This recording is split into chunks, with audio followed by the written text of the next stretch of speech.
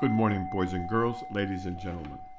I thought before we started today on chapter 2, and we may get to 3, who knows how far we'll get, with a little more introduction, a little bit more context about the way. Tao is a word full of meaning. It may mean to speak or to guide. It may mean a principle or a system of logic. It also means a way, both in the sense of a pathway and in the sense of a method. In all of its meaning, Tao has specific and general usages. An art or a science referred to as such and such is referred to as such and such a way, and the key to success in each particular case is called the way of such and such an art. In its most encompassing senses, the way means the way things are, the source of this natural order, and the methods of harmonizing with the vital spirit of the way. That can be found on page 123 of Thomas Cleary's text. Okay, here we go. Chapter 2, one of the best known, by the way. It's called When Everybody Knows. When everyone knows. When everyone knows beauty is beauty, this is bad. When everyone knows good is good, this is not good. So being and non-being produce each other. Difficulty and ease complement each other. Long and short shape each other. High and low contrast with each other. Voice and echoes conform to each other. Before and after go along with each other. So sages manage effortless service and carry out unspoken guidance. All beings work, without exception. If they live without possessiveness, act without presumption, and do not dwell on success, then by this very non-dwelling, success will not leave.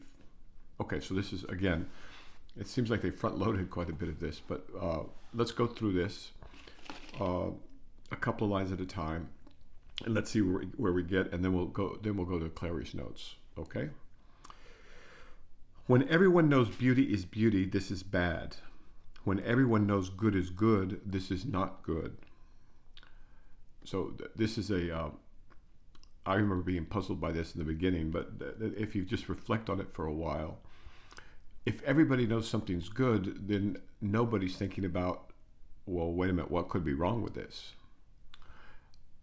And so that's one element. If everyone knows something is good, something's being overlooked. There's no such thing as unadulterated good on this earth that I know of, unless we're speaking of some saint somewhere that I don't know of.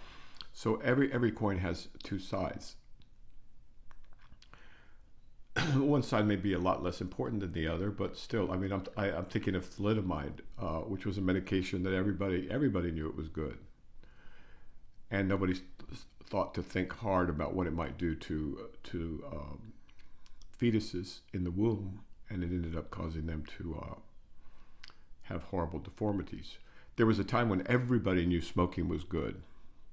There's a time when everyone knows Ozempic is good. And so this kind of herd thinking always has something wrong with it. And but we can scale it down. If everybody in an organization knows that this corporate policy is good, or this product is good, like the Nova. Somebody thought the Nova, a car which literally means doesn't go in Spanish, they thought that was a good thing, and everybody must have agreed, or they wouldn't have produced it. It didn't sell very well, especially in Southern California.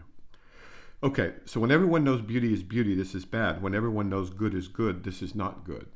Now there's other elements you can with the Tao Te Ching, you can scale it down or you can scale it up. So at a personal level, if you're sure something's good, then you need to think more about what might be the downsides. This is just, basic wisdom, basic counsel.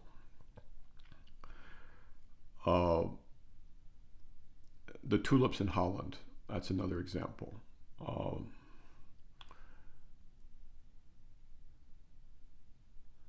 There's many examples. You just have to look at your life and look at history. There's many examples of the herd mentality, of everyone deciding this is good, this is beautiful. Right? If everybody knows, let's go back to the 50s. If everybody knows Miss America is beautiful, then maybe we're missing something about beauty, for example. But I'm being a little concrete for illustrative purposes. And so take this into your life and just try and find areas where everyone agrees. Everyone agrees that sitting in quiet meditation for 3 or 4 or 7 days in a row is good. Well, if you're a psychiatrist, you know that it's not so simple. That some people can develop severe anxiety, or you can even trigger psychotic episodes in vulnerable individuals. So that's kind of the spirit. Okay, so being, and okay, now we get to the very interesting part of the Tao Te Ching, which presages the relativity that we're going to get to later in the 20th century. So being and non-being produce each other. Difficulty and ease complement each other. Long and short shape each other. High and low contrast with each other. Voice and echoes conform to each other. Before and after go along with each other. So this is a foundational teaching or perspective of Taoism, that you can't have happiness without sadness. You can't have tall without short. You can't have hot without cold. And again, also with Buddhist emptiness. So none of these things exist absolutely. They are relative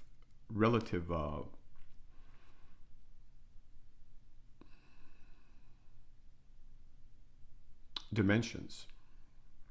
We can't talk about absolute tall or absolute short or absolute hot or absolute cold.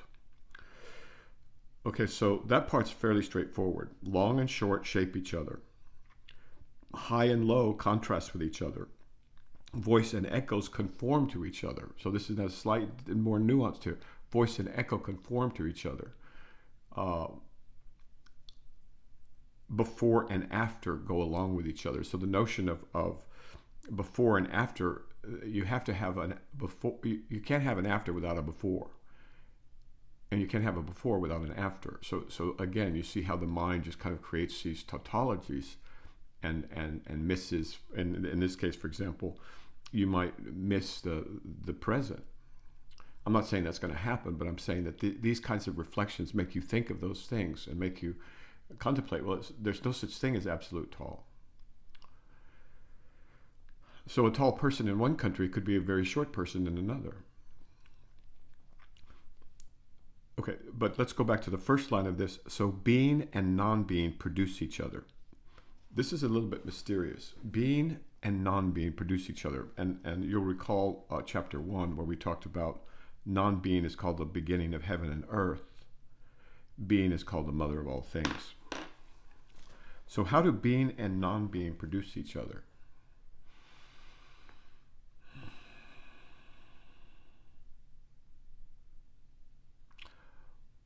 Well, if there wasn't being, how could there be non-being? If nothing existed, how could non-existent exist? I know it sounds kind of esoteric, and maybe in the beginning you don't need to spend too much time on that, but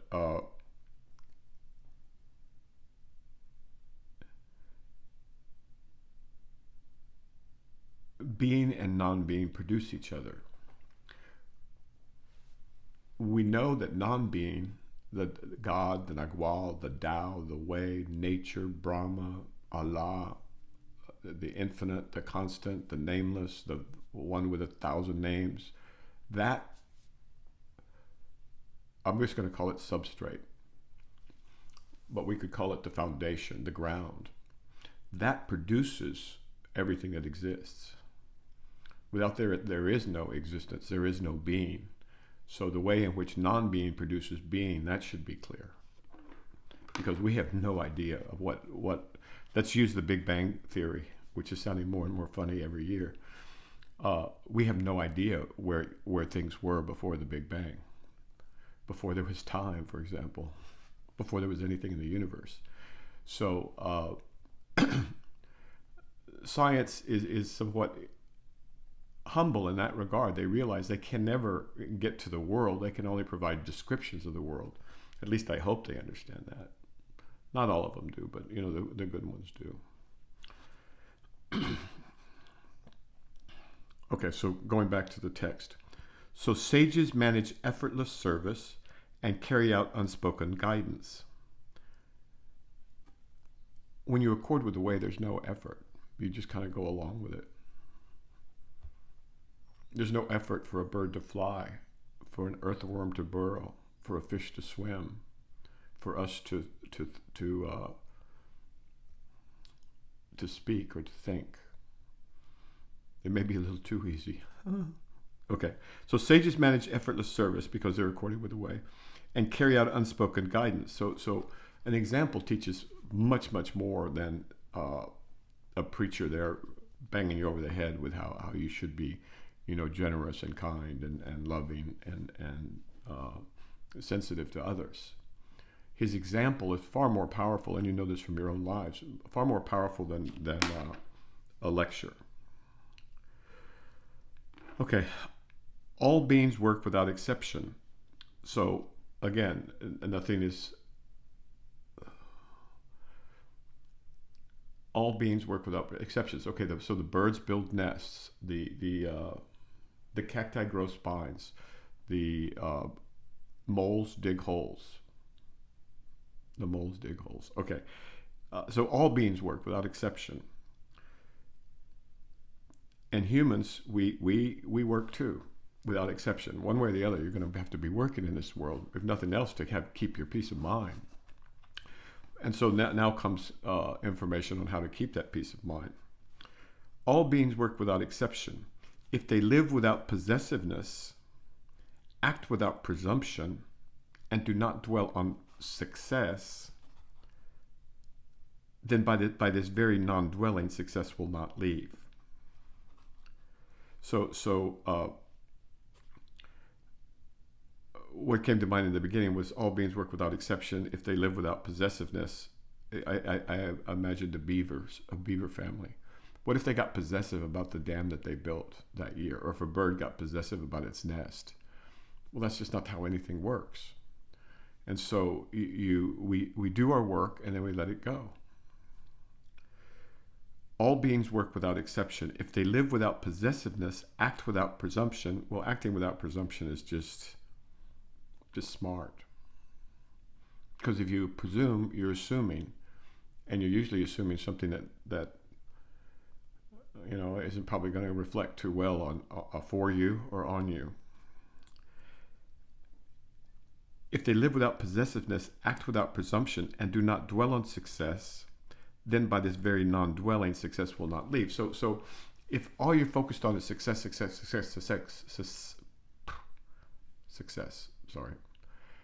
you're going to be obsessed, and you're not going to be able to see as clearly.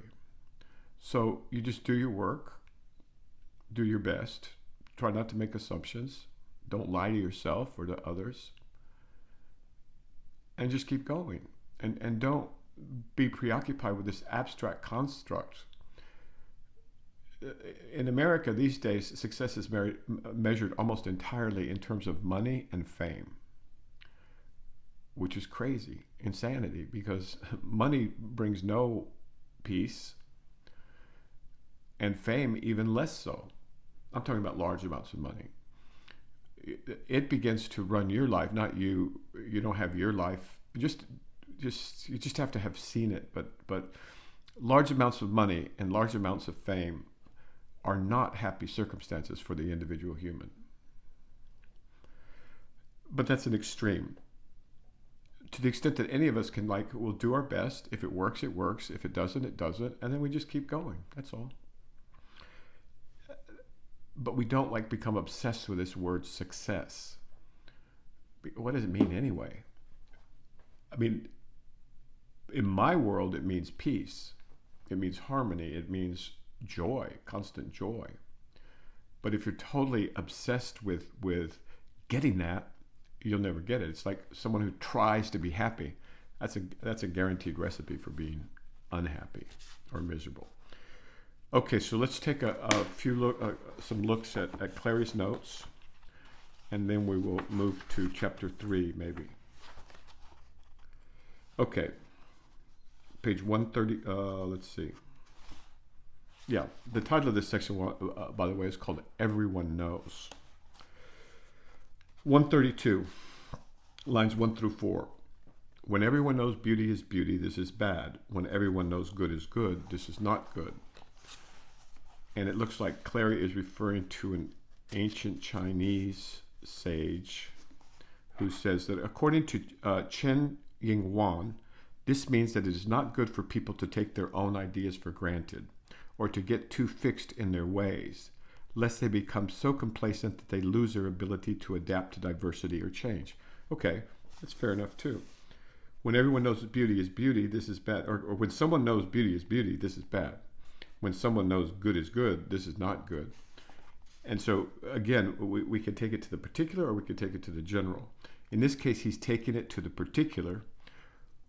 It is not good for people to take their own ideas for granted or to get too fixed in their ways, lest they become so complacent that they lose their ability to adapt to diversity or change. If you look at Apple, frankly, you know, they were so sure that they knew everything with regard to design, with regard to manufacture, with regard to being it. And now, you know, I mean, when's the last time you saw anything really innovative come out of Apple? Now, it may change out of necessity, but it's been years and years and years because everyone knows they're good and everyone knows they're beautiful and no one questions it. But something's going to change. Just watch and see. When it is forgotten that conventional conceptions are conventional conceptions and they are taken for objective facts that everyone knows and no one questions, then narrow-minded bigotry and blind prejudice can develop unopposed. Okay, so this is really important. When it is forgotten that conventional conceptions are conventional conceptions and they are taken for objective facts that everyone knows and no one questions, then narrow-minded bigotry and blind prejudice can develop unopposed. So let's, instead of talking about a nation, let's talk about a corporation. If a corporation becomes so knows that they're good, knows that they're the best, knows that their designs are the best designs, like Boeing, that's not good. That arrogance, that prejudice, that bias, and bigotry means having a closed mind to. I mean, it also means whatever you think, exactly what you think it means, but it also means just having a closed mind. So you can be bigoted on the right, you can be bigoted on the left, and you can be bigoted in the center. But because what it means is you're not open to new ways of thinking or conceptions. And so when people get locked into one fixed way of conceptualizing things, then the person, the nation, the world starts to degenerate because we're locked into one way of conceiving things. And what we need is something from the outside, some creativity from the outside. And that's another subject altogether. Okay, lines 5 through 10. So being and non-being produce each other. Difficulty and ease complement each other. This is Clary. These and the following lines represent the principle of relativity. This is understood to be the reason people should not have closed minds, as the opening lines of this chapter suggest. This is because the judgments of particular times, places, and people depend on subjective standpoints and therefore are not the same thing as objective truths in themselves. Okay, so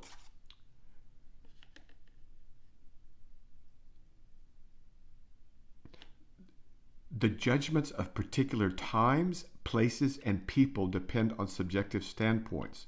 So in my grandfather's time, smoking was thought to be good for you. Before my grandfather's time, if you didn't spank your child, something was wrong with you. Now, these two attitudes have changed, and attitudes that came thereafter also have changed. And the attitudes we have now will also change. So if you get locked into one way of looking at things, and you don't realize that your attitudes, your whole way of looking at the world is totally conditioned and determined by your environment, how you were, how what you see on Instagram, what you see on TV, what you see on TikTok and X, and what books you've read and what movies you've seen. See, we look at a very tiny little slice of the world, and we call it the world, and that's a mistake. And so anybody who can get out of that and look more holistically using the left attention can do better, because they can see more clearly.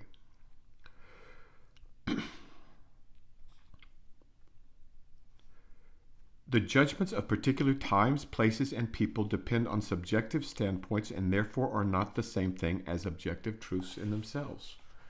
Okay? That goes for everything. All right, let's see. Okay, now we made it to chapter 3. Good. Okay, chapter 3 is called Not Exalting Cleverness. Not exalting cleverness causes people... Okay, so wait a minute, before we get there. So the Tao Te Ching has huge amounts of advice for the individual person, but it also has advice to the state. And you'll see that there's all kinds of like practical, and this is very similar to the Sufis actually. They mix in very practical advice or perspectives with very refined and sublime philosophical perspectives. So this is called Not Exalting Cleverness, and this one looks like it's addressed to the government, any government or corporation, because corporation is kind of also an individual. I mean, legally it is a person, and there's many features of a corporation. It has inputs, it has to take stuff in, it puts stuff out, it's got waste products, it goes out and perceives, it has sense organs to perceive the market, it's got internal facets that are running the thing, and has other parts that are old and decayed, it sloughs off, certain things, so on and so forth. So you can look at a corporation as a person, and I think the law does, at least in America, for better or for worse. Okay. Let's start it like this.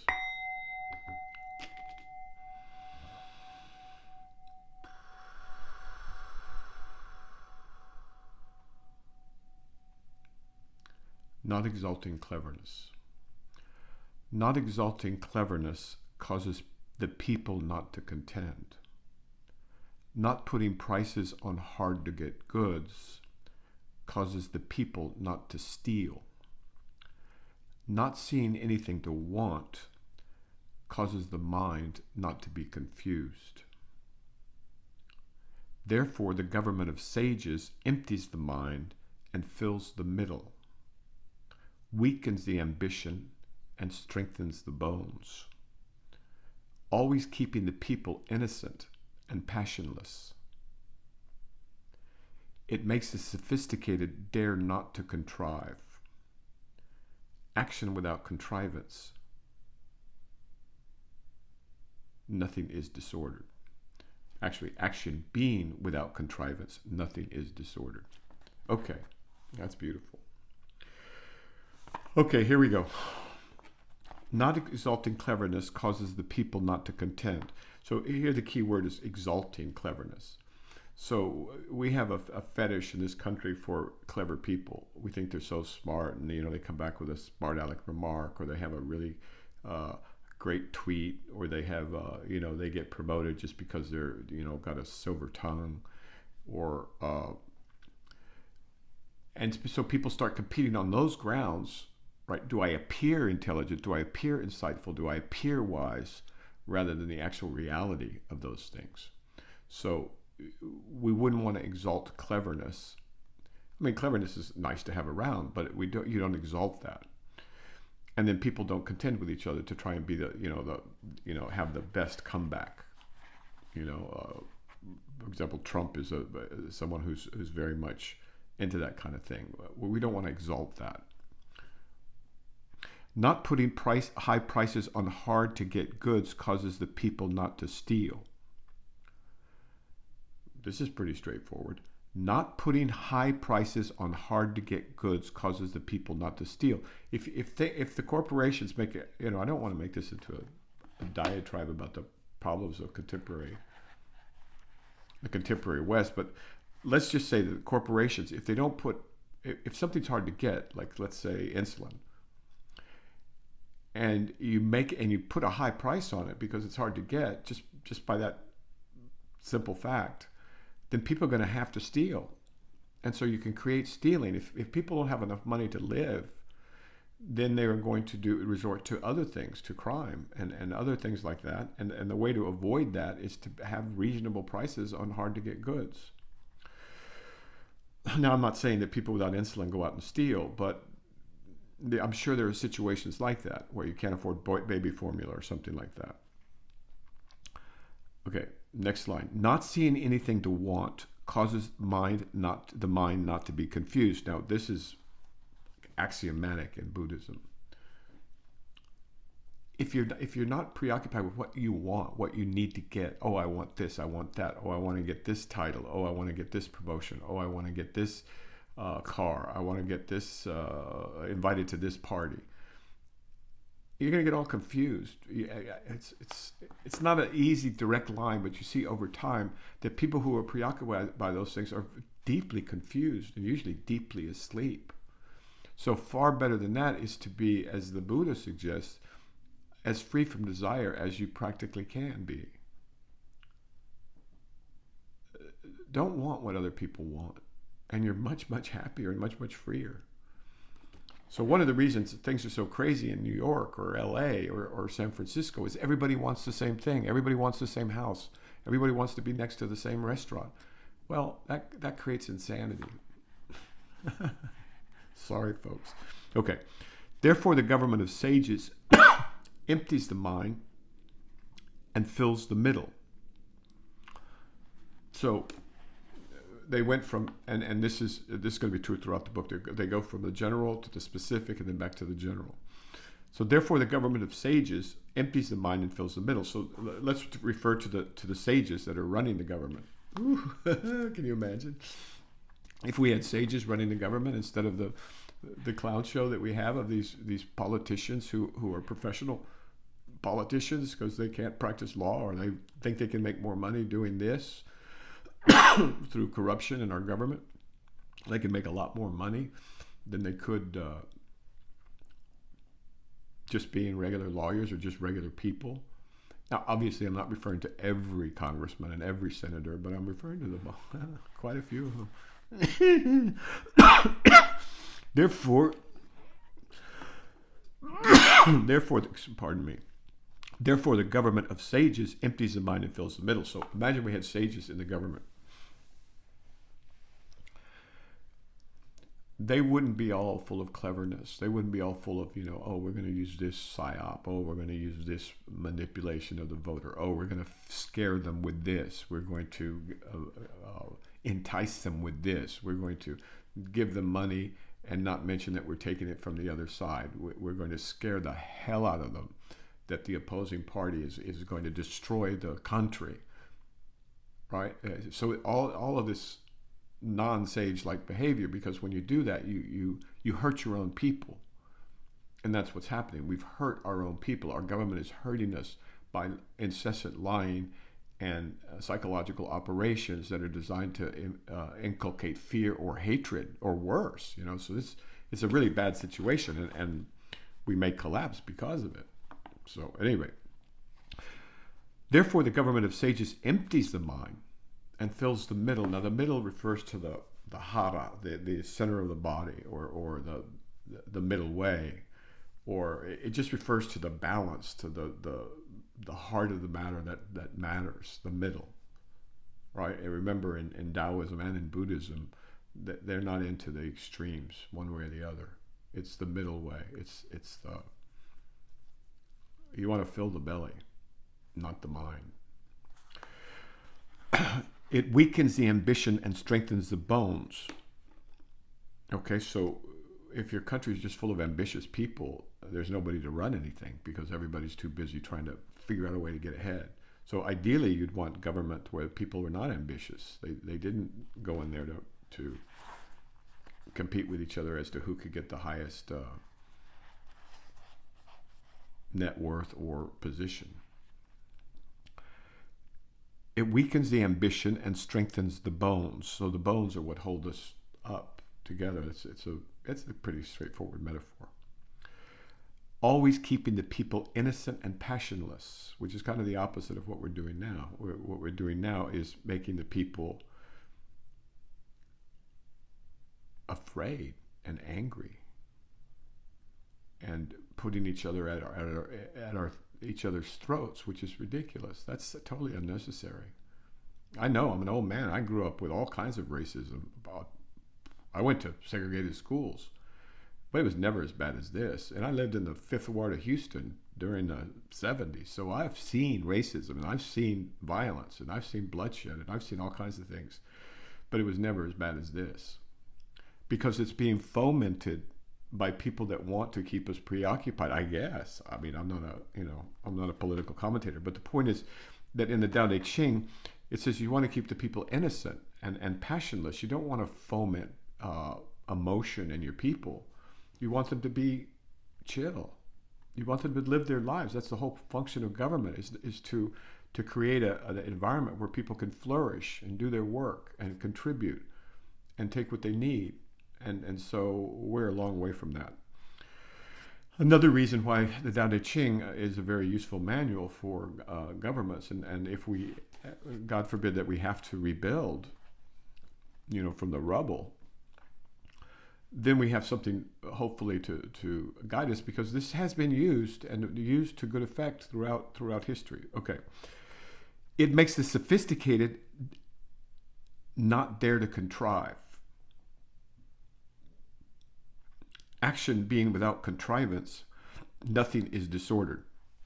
So in a situation like this, where benevolence actually rules in the land, where there's actually goodwill, where there's actually integrity and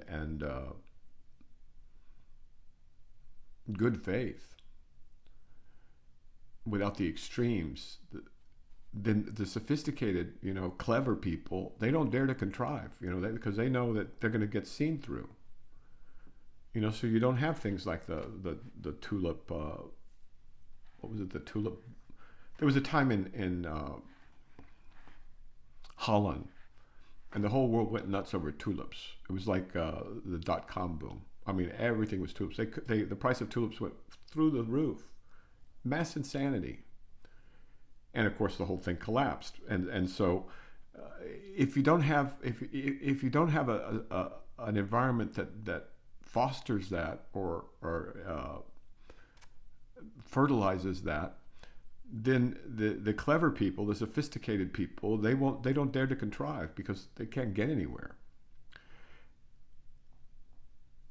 Action being without contrivance, nothing is disordered. So contrivance is a very, very important word in Taoism, and I'm going to skip to the end just to read the last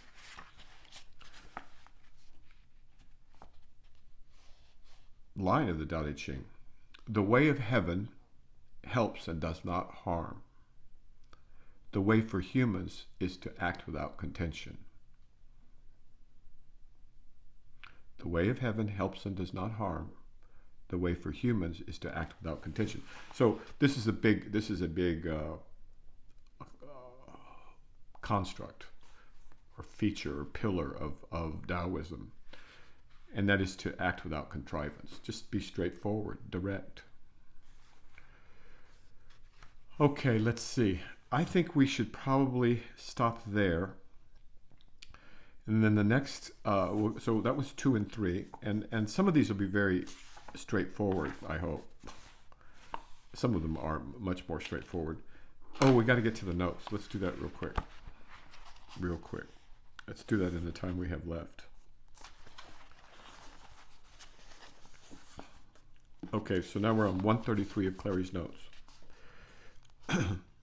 Not exalting cleverness causes the people not to contend. Oh, wait a minute. We can go back further than that.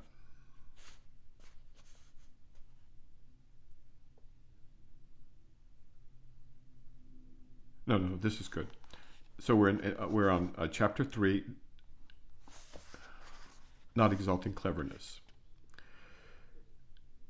Here, cleverness is used in the sense of cunning and craft, such as sought by contending lords, hoping to learn the ways of aggrandizing themselves and enlarging their holdings. Sound familiar? Taoist philosophers did not believe that it was a good sign for society when cunning intellectuals were competing for the attention of the rich and powerful. Woo-hoo. When cunning intellectuals were competing for the attention of the rich and powerful. According to Chen Ying-Wan, this passage also means, in general, people will not compete with you if you don't make too much of your own cleverness. So Su Che, who is a statesman as well as a poet and mystic, presents another view of this passage and the following passage that it introduces. This is so cool. It is not that sage rulers don't employ the intelligent, only that they don't exalt them. They don't throw away goods that are hard to find. They just don't put high prices on them. They don't get rid of whatever is desirable. They just don't see it. They just don't pay attention to it. Thus, the intelligent are employed, but the people don't compete. Rare goods and desirable things are, after all, in plain view, but theft, robbery, and malicious disturbance do not rise. So, if you have an ordered government, what they would want to create is an ordered country. If you have an ordered country, there's a natural sanity that if you don't interfere with it, it just arises. And people don't go breaking into each other's cars and houses and killing them and robbing them and all that other stuff. There's a general sense that, hey, that's not how we do things around here. And it's very clear that even if there is not an economic or a political collapse, even if there's not geopolitical catastrophe, we're going to need to rebuild this country. You know, I've been in child welfare and juvenile justice for a very large chunk of my life, probably half of it. And things have just gone completely off the rails. And so we can't do that with our own children, because if we do, what we're going to end up with is those are the people who are going to be taking care of us, taking care of you. So you got to have within your cohort sane people that are willing to work for the good of the people, the commonweal, or it's going to come back and bite you sooner or later. All right, I didn't mean to sound like Debbie Downer. Is that what they say? But, all right, so we got through 2 and 3. We'll get to 4 when we can. So keep the faith, guard your mind. Ciao.